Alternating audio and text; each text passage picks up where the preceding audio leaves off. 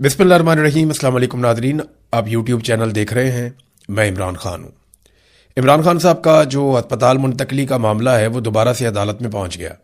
अब अदालत पूरे हफ्ते है ही नहीं, यानी पीर वाले दिन से लेकर ये जो हफ्ता शुरू होने जा रहा है 24 तारीख से, इस पूरे हफ्ते में एक जज मिसिंग है और जस्टिस शाहिद वहीद लाहौर में होंगे। लिहाजा ये बेंच तो तश्कील नहीं दिया जा सकता। एक ऑप्शन है वो ये है कि ऑनलाइन फैसिलिटी दी जाए, अगर अलग अलग शहरों में भी जजेस हों तो वो इकट्ठे होकर केसेस को सुन पाएँ। जब ये ईरान की और अमेरिका की लड़ाई चल रही थी, पाकिस्तान सहूलतकारी कर रहा था, तो उस वक्त चीफ जस्टिस ने ये राय दी थी और इस तरीके से किया गया था कि जजेस ऑनलाइन केसेस सुन लेते थे। ये सहूलत दी जा सकती है अगर अदालत मुनासिब समझे तो, वरना फिर ये केस अब सितंबर में लगेगा, यानी कम से कम 30 अगस्त तक तो ये केस नहीं लग सकता। उसकी वजह यह है कि तब तक के लिए इस बेंच में एक जज और वो भी सरबराह हैं जस्टिस शाहिद वहीद, वो अवेलेबल नहीं होंगे।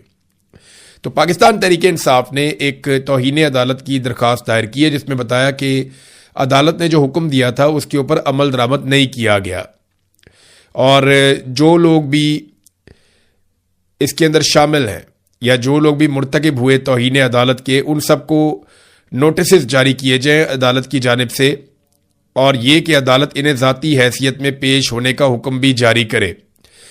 इसमें एक बड़ी इंटरेस्टिंग बात है जो मैं आपके सामने भी रखता हूं। पहले आप ये देख लें कि पाकिस्तान तहरीक इंसाफ के जो वकला हैं उनका मौक़िफ़ ये है कि हम फौरी तौर पर यह नहीं कर पाते क्योंकि ये सुप्रीम कोर्ट में एक दरख्वास्त जानी है, तौहीन अदालत की दरख्वास्त है, इसमें बहुत सारे फैक्ट्स हैं जिनको शामिल करना है।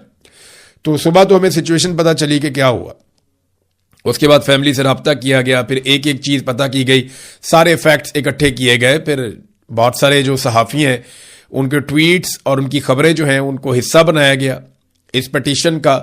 उसके अलावा जो वुज़रा के बयानात हैं उनको भी हिस्सा बनाया गया इस पटिशन का। तो वो सारी चीज़ें इकट्ठी करके सुप्रीम कोर्ट ऑफ पाकिस्तान में अब पटिशन दायर की गई है कि तौहीन अदालत की है।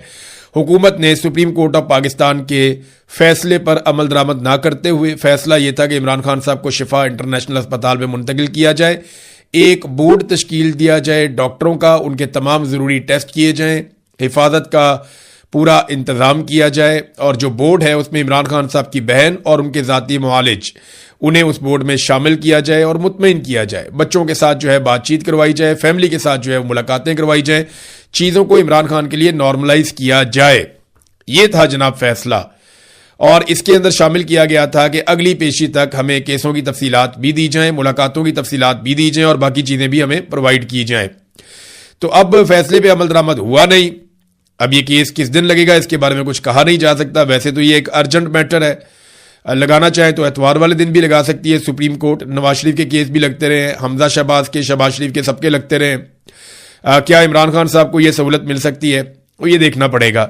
एक बड़ी अजीब चीज़ जो इस केस के दौरान पाकिस्तान तहरीक इंसाफ के वकला ने की या उनसे करवाई गई वो ये है कि इमरान खान साहब का ये मानना है कि आज तक हमारे साथ जो कुछ भी हुआ उसके पीछे मोहसिन नकवी का एक बड़ा हाथ है। मोहसिन नकवी की आसिम मुनीर के साथ अजीजदारी है और वो उनके लिए काम करते हैं। आसिम मुनीर मोहसिन नकवी पे बहुत भरोसा करते हैं और उन्होंने तमाम अहम ओहदों पर मोहसिन नकवी को रखा, और उनकी ख्वाहिश के मुताबिक पाकिस्तान क्रिकेट बोर्ड का ओहदा वो भी मोहसिन नकवी को दिया गया। वजारत दाखिला भी मोहसिन नकवी को दी गई। वजारत आला पंजाब एक लंबे अरसे तक के लिए मोहसिन नकवी को दी गई। मोहसिन नकवी को सेनेटर भी बनाया गया। डिफेक्टो वजीर खारजा के तौर पे भी वो काम करते हैं, और आसिम मुनीर के नुमाइंदे के तौर पे पॉलिटिकल पार्टीज के अंदर जो कोऑर्डिनेशन का अमल है वो भी वन मैन आर्मी है आसिम मुनीर की, मोहसिन नकवी पॉलिटिकल फ्रंट के ऊपर या हुकूमती मामलात के अंदर मुदाखलत करने के बारे में।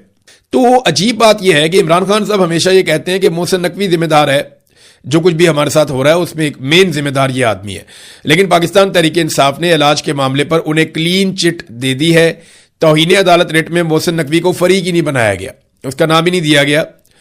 और हालांकि हुकूमत की जानिब से जब पटिशन दायर की गई या नजरसानी अपील दायर की गई तो उसमें मोहसिन नकवी के ज़ेरे कंट्रोल जो शख्सियात हैं या इदारे हैं उन्होंने वो नजरसानी अपील दायर की।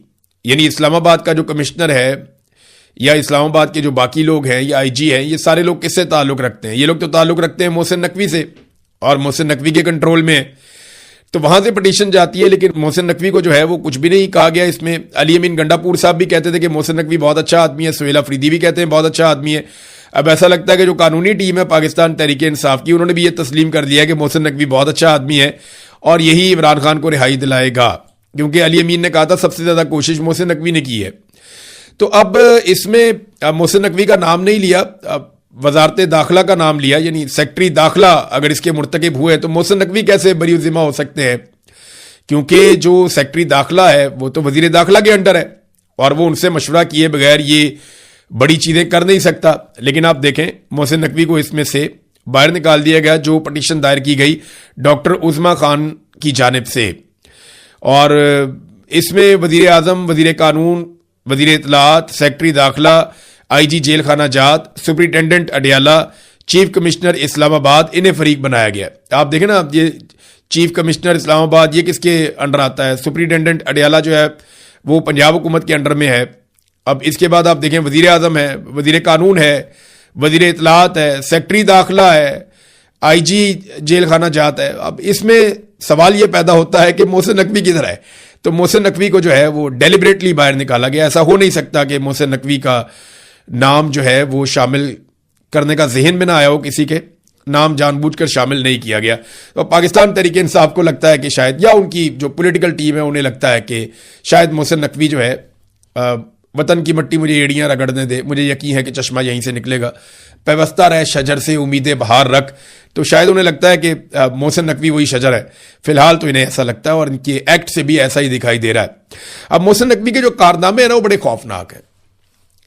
जब से मोहसिन नकवी को बनाया गया वजीर आला पंजाब, उसने वहां फस्तायत का बाजार गर्म कर दिया, जो मारा, लोगों को तबाही फेरी, चादर और चार दीवारी का तकद्दुस पामाल किया। इस शख्स ने देखा ही कुछ नहीं, जबरी गुमशुदगियों के अंदर शामिल रहा, हर जुल्म इसने किया। और इसका बड़ा एक फेवरेट आदमी था उस्मान अनवर, अभी इसको ले गए FIA में हेड बना के। तो इन्होंने मिलकर बड़ी तबाही फेरी थी, मुझे अच्छी तरह याद है। जुल्म और बर्बरियत के हर मैदान में ये सबसे आगे थे। फिर जनाब मोहसिन नकवी ने पूरा का पूरा इलेक्शन पंजाब का चोरी करवा दिया, इलेक्शन कमीशन के साथ मिलकर ROs को भी कंट्रोल किया।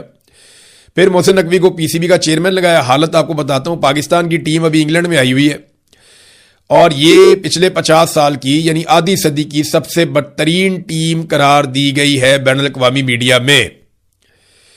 यानी ये एयरवाई का एक मेरे पास स्क्रीनशॉट है, इसको आप देखें तो ऊपर लिखा हुआ है पाकिस्तानी टीम इंग्लैंड जाने वाली निस्फ सदी की बदतरीन टीम करार। बदतरीन टेस्ट मैच हारे हैं ये, लगातार इनकी ऐसी दुर्गत बन रही है, क्रिकेट का बेड़ा ही गर्क कर दिया। जो पर्चियां खिला खिला के इन्होंने सत्यानाश कर दिया क्रिकेट का। और अपने कुछ थोड़े से वो रखे हुए हैं कमेंट्रेटर जो बोलने वाले हैं, वो न्यूट्रल तज्जिए नहीं करते। मोहसिन नकवी जिस प्लेयर को कहता है ये मेरा बच्चा है, उसकी गेम उठा देते हैं पकड़ के। ऐसे ऐसे लड़कों को क्रिकेट खिला दी जिन्हें सारी जिंदगी कभी मौका ही नहीं मिलना था। ऐसी ऐसी पर्चियां लेके आ गए क्रिकेट के मैदान के अंदर, और जो बेचारे खेलने वाले थे उनको वो मैच